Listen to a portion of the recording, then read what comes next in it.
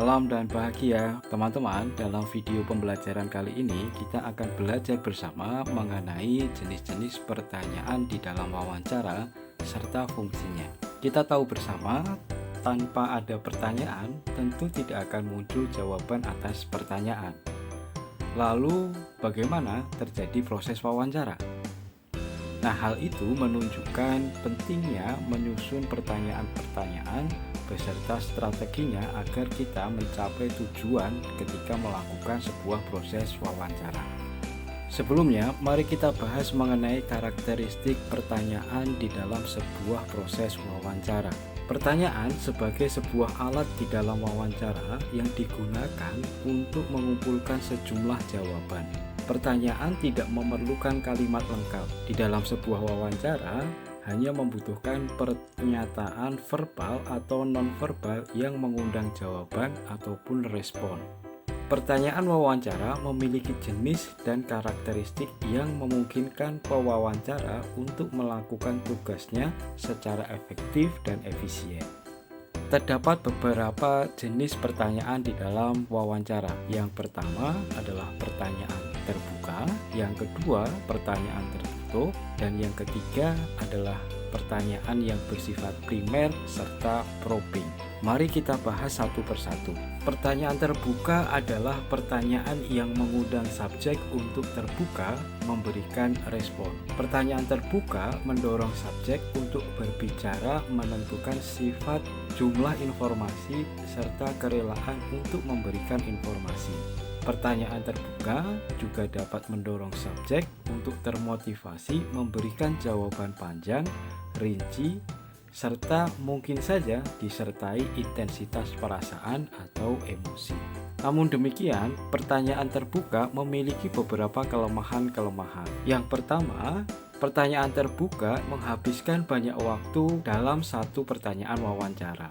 Pertanyaan terbuka juga mendorong subjek untuk memberikan informasi yang tidak relevan.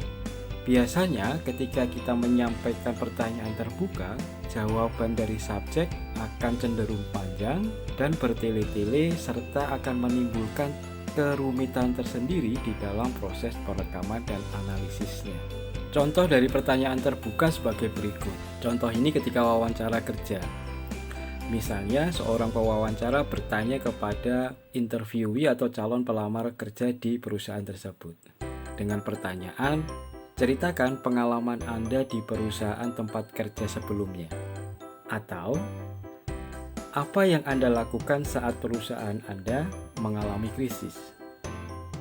Contoh yang selanjutnya, bagaimana Anda beradaptasi di perusahaan yang baru?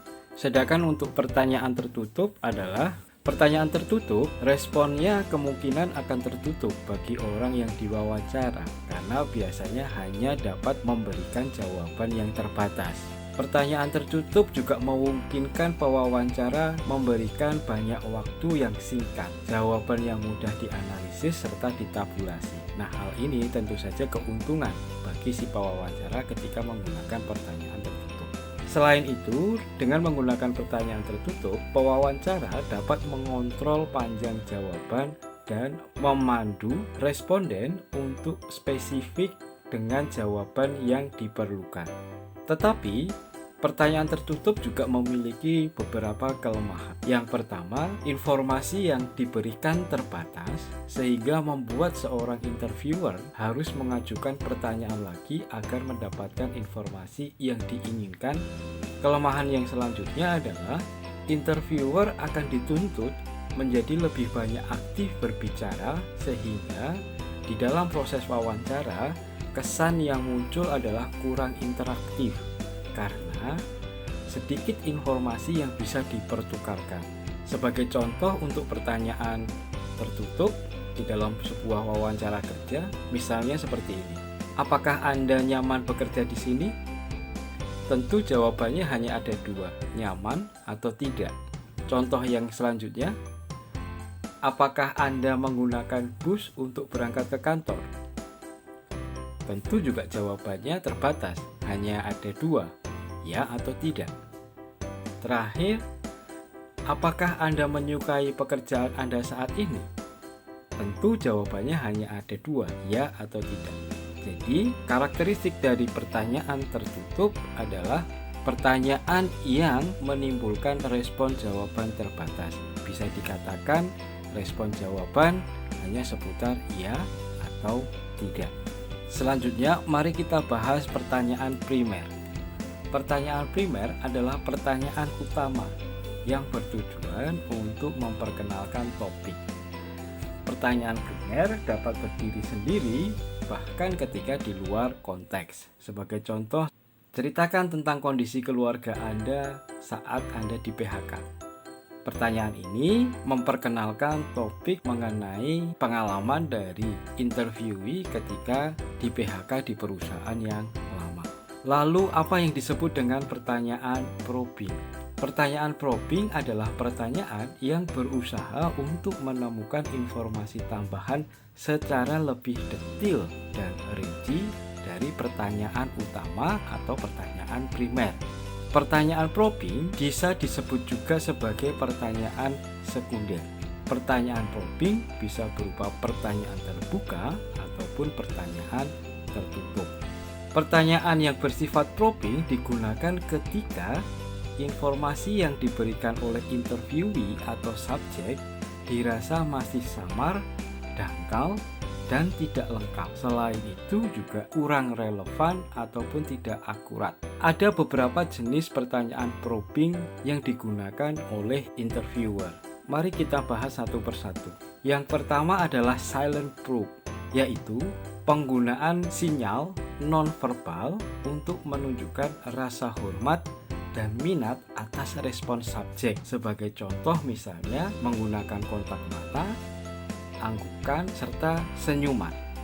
Hal ini dilakukan agar subjek termotivasi untuk menjawab pertanyaan yang disampaikan oleh interviewer. Jenis probing yang kedua adalah nudging probe, digunakan untuk mendorong subjek untuk menjawab atau melanjutkan jawaban.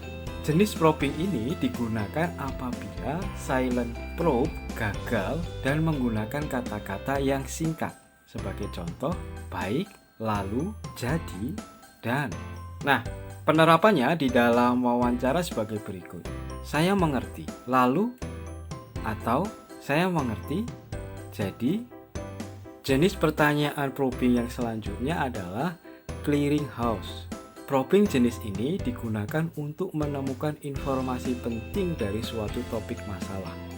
Ketika sudah mendapatkan semua informasi yang kita butuhkan, tetapi kita sudah tidak mempunyai pertanyaan lagi secara spesifik yang akan kita tanyakan lagi, maka pertanyaan probing jenis clearinghouse ini kita pakai. Contohnya sebagai berikut. Adakah hal-hal yang lain yang ingin Anda sampaikan?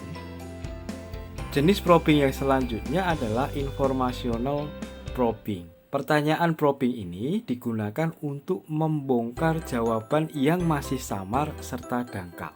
Sebagai contoh, ketika Anda bercerita kepada anak Anda di PHK, bagaimana responnya? Jenis probing yang selanjutnya adalah restatement probe, yakni menyatakan kembali atau mengulang kata-kata untuk mendapatkan respon yang spesifik dan jelas. Probing jenis ini digunakan ketika responden tidak menjawab pertanyaan kita.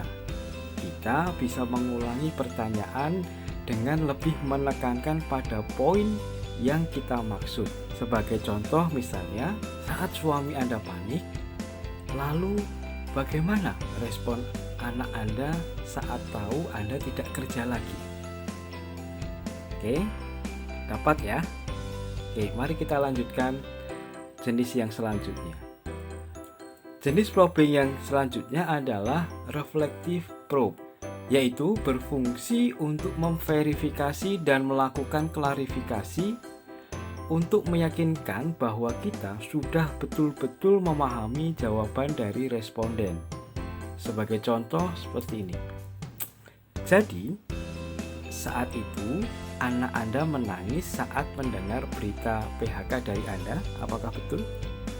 Oke, jenis probing yang selanjutnya adalah mirror probe, digunakan untuk meringkas dan menjamin keakuratan respon dari subjek. Sebagai contoh seperti ini. Jadi, saat itu suami Anda panik dan tertekan. Anak Anda menangis sejadi-jadinya saat Anda beritahu bahwa Anda di PHK di perusahaan tersebut. Begitu.